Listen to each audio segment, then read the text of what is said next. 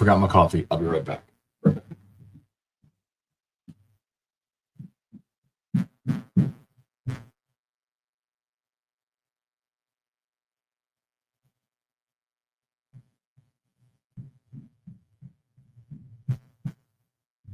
Okay. All right, sorry. Okay. What's up, everybody?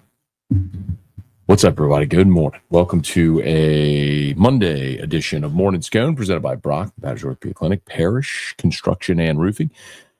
If you need orthopedics, go to Brock. You need a roof, call Parrish. Unique Physique, uniquephysique.com, Restored Motions, restoredmotions.com, On Fire Athletes.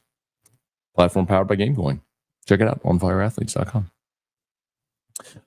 Okay, so busy day, busy weekend already. I'm a few minutes late today because I woke up to the Corey Chest news, so I had to write that for LouisianaSports.net real quick. So my apologies for being a few minutes late here.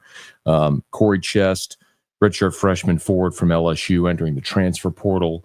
Interesting. Of course, when Jalen Reed went down with injury, Chest, 6'8", 220, good energy guy. You know, averaged 6 and 6, started 19 games this year. After Reed went down, he became a starter. And then, I mean, they were so bad that McMahon decided to employ the 4-guard lineup. And so Chest went to the bench, ended up missing the last 4 games of the season with a foot injury. But, you know, the roster makeover and overhaul begins, right? So Corey Chest entering the transfer portal. And, of course, LSU baseball lost the series finale yesterday. Thanks to all who joined us on the live stream afterwards. It was a quick live stream, but Zarek and I had dinner last night. Went to a dream. I have buttons here, yeah? Oh, there's the...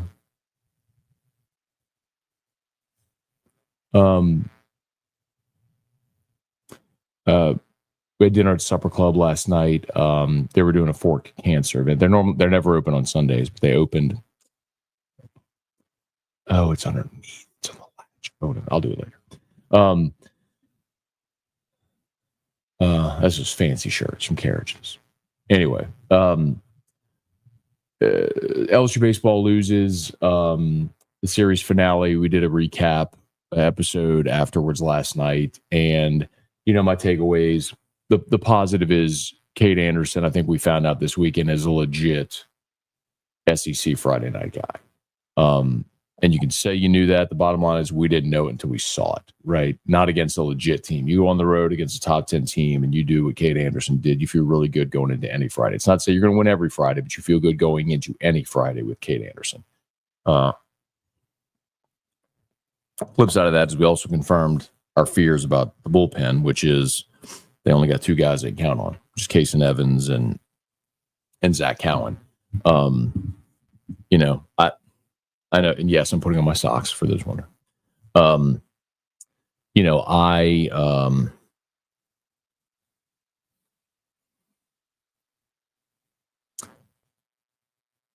we talked about it on Friday after the game.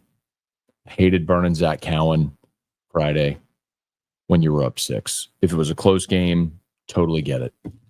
Up 6 when there's only 2 guys that you count on, hard to justify burning him. And it cost you. I mean, you were up 5-2. Look, you were up 5-2 in game 2. And after they tied it, you went and took another lead, right? On Curiel's homer. You took a set after, well, they took the lead 6-5, and Curiel hit the 2-run homer to go up 7-6. Your bullpen blew 2 leads, including a 3-run lead in the 5th. So, what would have been nice to have Zach Cowan there, or maybe next time you go to Casey Evans there. But the point is, you got 2 guys you can count on. You got to use them in leverage situations. You can't burn Zach Cowan when you're up 6. You can't. I mean, I know what Jay was thinking. Let me get through this win with using only 2 pitchers. I got everybody else try to go split the next 2 and win a road series against a top 10 team. I get it. The logic makes sense. You don't have guys you can count on. At bottom line, you don't. That may change as the season goes along, and I sure hope it does. But as of right now, that's the reality you're facing. Yo, it is storming. Like, it is pitch black outside. Oh, my God. Y'all be safe on the road today, man. Hey, Brian Wynn, good morning. Thomas, good morning. Abner, good morning. Austin, we knew we could lose that series. The way it happened was disappointing. Pitchers got crop dusted by a sub-300 hitting team. Couldn't hit a kid making his first start. Well, I'll tell you this. On both occasions, I'm not sure, aside from the homer that Blue hit off of Shores. Well, and the homer off of Schmidt. I don't know that Texas hit a ball hard the whole weekend other than those two. Really. I mean, were they smoking balls? I mean, you saw bleeders getting through the infield. And I mean, that's one of my another pet peeve about the defensive alignment thing, but never mind. It's because they don't even implement a full shift all the time. It's, Jay's talked about it a bunch. Mark Wanaka says the best ever defensive alignment, yada, yada. I can't tell you how many times. I mean, the Saturday night, we talked about it, that would put that game out of reach Saturday was the roller through the right side that ended up being a 2 RBI single, where if Dickinson is in just playing a traditional second base, it's a double play, you're out of the inning. Instead, he's playing shading toward the bag, almost over second base, and there's a gaping hole on the right side. Guy just rolls the ball through the right side, 2 RBI single ball game. Anyway, and then look, Riojas, who started for Texas. We talked about Riojas. He's their best guy out of the bullpen. No one would have even Schlossnagle would have not anticipated giving him 5 innings the way he did. He was great. So I think LSU's approach yesterday was pretty clear. The color analyst on the broadcast, the guy who was the former Texas State coach, nailed it from the first pitch of the game. Curiel, first pitch of the game, lines out to left, and a guy who's so used to working counts, it was very evident their approach against Riojas was he throws strikes early in the count, jump on him early in the count. And as a result, LSU hit some balls and had quick innings, and Riojas extended, and Texas was able to preserve its bullpen. You played right into their hands. Your aggressiveness played right into their hands. Very disappointing. Tiger Poppy, Bubba Smith, good morning. Trivia Carter, good morning. Thomas, hopefully dinner went well. Haters out there, ready for Jingle Gate 72 kids. You already spoke about it. After watching his last 2 outings, clear Schmidt isn't ready for high leverage SEC situations. I think that's fair. So you have, it's very Cade Anderson-esque from a year ago. So you have this question: do you continue to run him out there against SEC hitters, or does he go back and start pitching in the midweek again?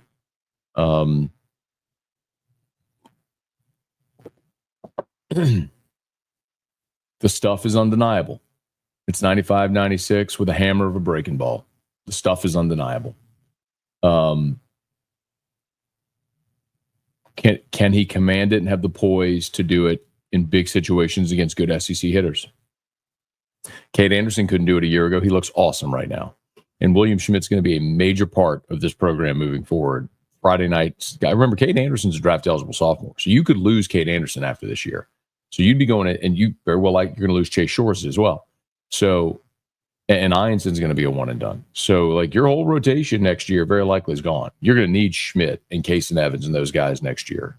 But you got to find somebody who can get outs for you this year. Hang on one second. I know we got started a little late, but I got to go get Drew rolling. So here you go. Here you go, Dale. All for you. Parrish Construction and Roofing.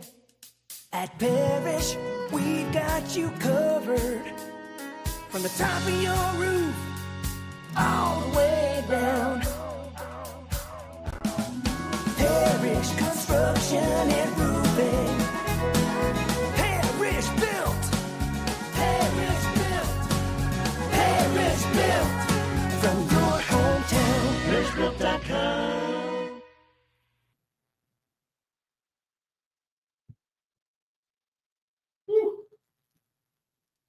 Shoo! Dog. Oh my. Hey y'all. Real talk. Parrish Construction and Roofing gonna get some business today. I say it all the time. I don't want anybody's roof to get damaged, but I say all the time, there's 2 ways to find out if you have damage: get an inspection, or wait till it rains and find out you got water in your house. This? Choo-wee. This is something right now. It is coming down. I was doing my cold plunge and it flashed on a TV like EAS flash flood alert.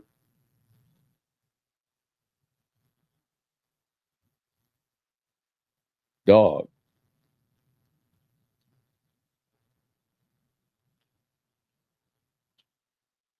I mean,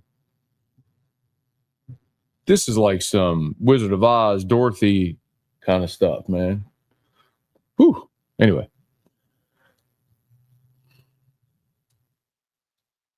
All right.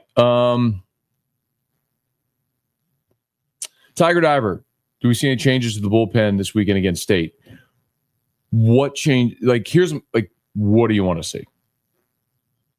I mean, I don't know what you do. Newt, I mean, the one thing I can give you is Jaden Newt.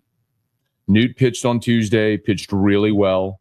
If you're looking for a strike thrower, maybe you don't throw Newt on Tuesday. You save him for the weekend against State, especially with the quick turnaround. If you want to use Newt this weekend, you're not going to throw him on Tuesday. Maybe you throw Schmidt on Tuesday, Ware on Tuesday, something like that. Try to get those guys going a little bit, and you throw Newt. You save Newt for the weekend in the bullpen. Maybe that's your objective. Hey, Brian Wynn, does anyone care about the NIT? Nope. Randall, the offense didn't look like elite offense. It did all year. 2 runs won't beat anyone in the SEC. Yeah, rough day, man. Look, dude.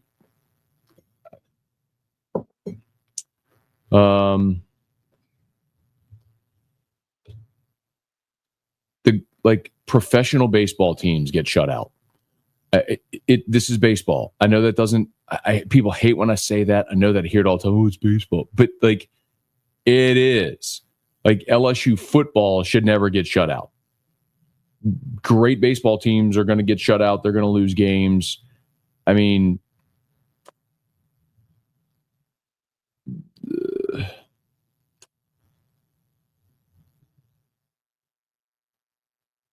LSU lost. The 23 team scored 3 runs against Arkansas, lost 9-3.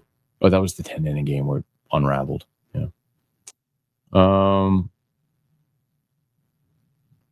It happens, man. I mean, you went to Omaha and played a game where it was 1-1 going into extras.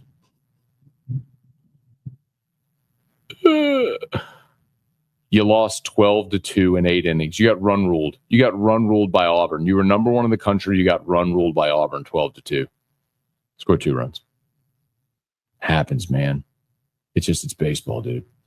There's going to be days where you just aren't your best. That's why you play 3. Got to try to win 2 of them. That's why blowing the game Saturday was such a big deal. Lowell, do you see the men's basketball team going a different route? Maybe consider a new head coach. Nope. Matt McMahon's going to be back. That's already been determined. Their new route is they're going to go dump a bunch of money in the transfer portal, try to get good players. Hey, Jeff, good morning from Lafayette. Storm just went through. It is crazy right now, man. Y'all be safe out there. Guy Brooks, good morning. JJ evaluate pitchers in the bullpen. Again, like, what do you want to see? Evaluate pitchers. Like, you saw 10 guys out of the bullpen throw this weekend. We're evaluating the fact that none of them threw strikes.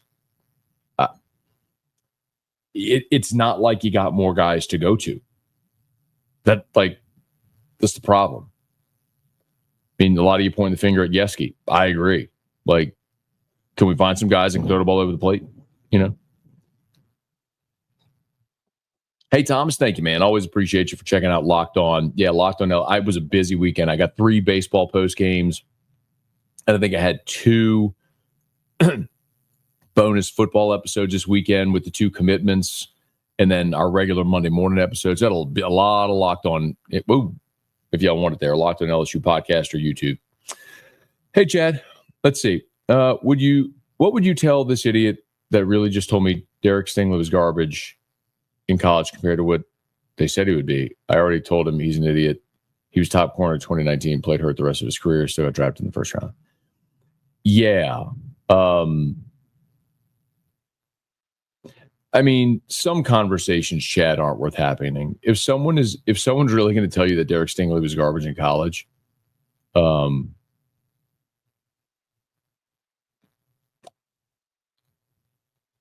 they probably can't be helped. Then you just pray for them. Hey, Gregory Gordy, good morning. Guy Brooks, a lot of the Texas hits were benefits of playing on turf. the ball into the ground. High choppers on the infield. Hey, Dad, good morning. All right, safe travels. My dad drove with my sister and her kiddos back to Kansas and is flying back today. So it's good dad, man. Never stop being a dad, right? Always taking care of your kids. Lou, starter pitcher for Texas, was on yesterday. 0-1-0-2 every count. And LSU was aggressive. Like that was the game plan, right? So LSU clearly scouted him as a guy that was going to throw strikes early in the count. So they wanted to be aggressive early in the count. The unfortunate part is that led to a lot of quick outs and kept Riojas' pitch count low and extended into the game. The most disappointing part is Texas won its 2 games by using 4 pitchers. Like the thing we talked about all week was they don't have great depth in their pitching staff, and you never tested the depth of the pitching staff. Great job on AFR and Locked On Emory video. Thank you, Gregor. Appreciate that. Thomas, 72 down, 73 tomorrow. Crank it up, Dale. Yeah, man. It sounds like it's slacking a little bit.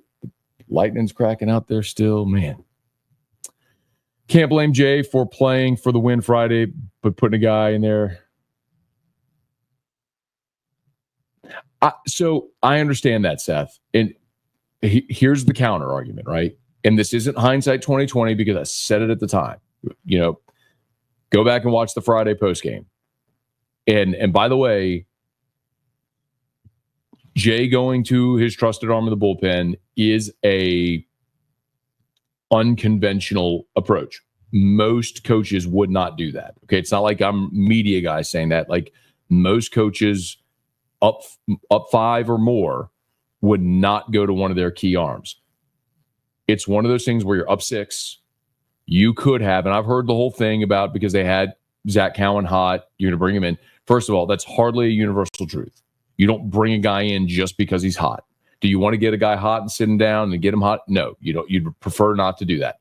But that's hardly a universal baseball truth that if a pitcher's hot, he has to come in the ballgame. It's not. So you're up 6. Fine. Like, go to whoever was next. Where, Schmidt, Benj. See if you can get home because you got a 6-run cushion.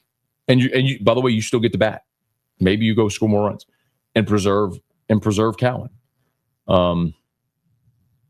Like Jay does unconventional things sometimes. Again, I get it. He's an awesome coach. He's won a championship. I wouldn't want any other coach in the country. But like objectively, like he does some unconventional things. Like throwing Skeens against a sub 500 Tulane team in the regional was an unconventional move. Like that was taking a bazooka to kill a bunny rabbit. It just, you know, a pellet gun would have done just fine. You know, save the bazooka for when you have to go against a rhino. Anyway. Devo, is this the lowest basketball has ever been? Had freshman kids from New Orleans getting playing time transferring. So not ever. Like, I think you forget LSU basketball pre Pete Maravich. Like you had the Bob Pettit era, but before that it was atrocious. From Pettit to Pete. After Pete it went down, and Pete never played in the NCAA tournament either. But Dale came in and then made 13 straight NCAA tournaments. But when Dale left and the sanctions came, it was very, very similar. The last year of Johnny Jones was the worst season LSU had in 50 years. It was the year before Pete Maravich. If I remember correctly, it was like the year before Pete Maravich showed up. It was the worst. Johnny's last season was the worst season in 50 years of LSU basketball. So you've had some doozies in there, man. It's weird. LSU basketball is just peaks and valleys. You have these incredible moments of Bob Pettit, Pistol Pete, Shaq, and then you have,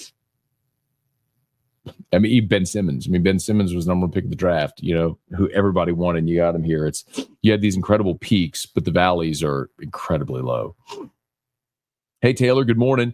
Does the finger need to be mostly pointed at Yeski for his glut of talent in the pitching staff not producing like they showed or could? Taylor, I think that's fair. I can't tell you, like, some of the things that so you say, okay, well, what do you blame a pitching coach for? I mean, the coach can't take the ball and go on the mound and throw it, right? It's one of the things about baseball. Like, when you're in a game, all you can do is give them a plan and then hope that guys go up to the plate and execute the plan and make contact. And Jake Brandon Wright drops a fly ball. I mean, it's like, you can't go catch the ball for him. You can't stand on the mound and throw the pitch. So you can only do so much. But I do think pitch sequencing and pitch calling at times could be better. Like, sometimes they try to be too fine. I mean, I tell you, I don't know if this is Schmidt's execution or pitch calling, but I understand staying away, but Schmidt's misses were outside into the left-handed batter's box, cross body. It's like, maybe come inside if he's more comfortable. Like, and you can say, well, if you came inside, a guy hit a ball 400 feet, and he did, and that's a risk you take. But you be careful with some of the more dangerous hitters. There's only a couple of guys in that lineup that were really threats to hurt you. Like, most of the weekend, like we talked about, were bleeders and choppers, and like, they needed to string together hits to produce runs, and they did at times this weekend. But you also gave them, Saturday gave them 7 walks.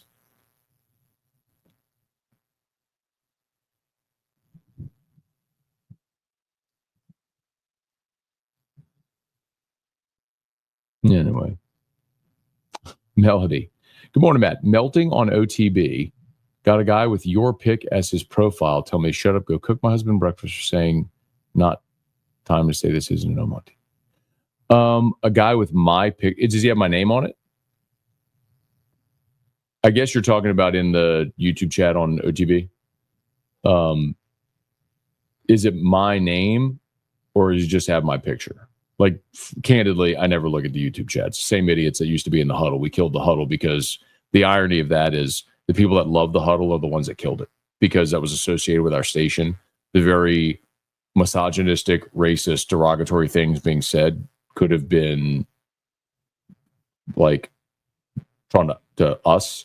And so, like, we had to get rid of it. So otherwise we had liability. So that's why we moved it all to now those people now they're just on in the YouTube ecosystem. Let them deal with it. So anyway, name is N Midstream Ads. That's so good. Okay, it's 7:45. I gotta go. Melody, my apologies to the idiot. I'll go. I'll jump. I regrettably could jump in there, but if someone's being inappropriate, I'll happily block them. Travis, love to see this. Tried Supper Club for the first time this weekend. It was great. Thank you so much for getting by there. Let me know. I got to jump, but let me know what you had. I'm curious what you ate. I want the veal parm last night. It was awesome. We did the braised short rib or the burn ends. We did Erica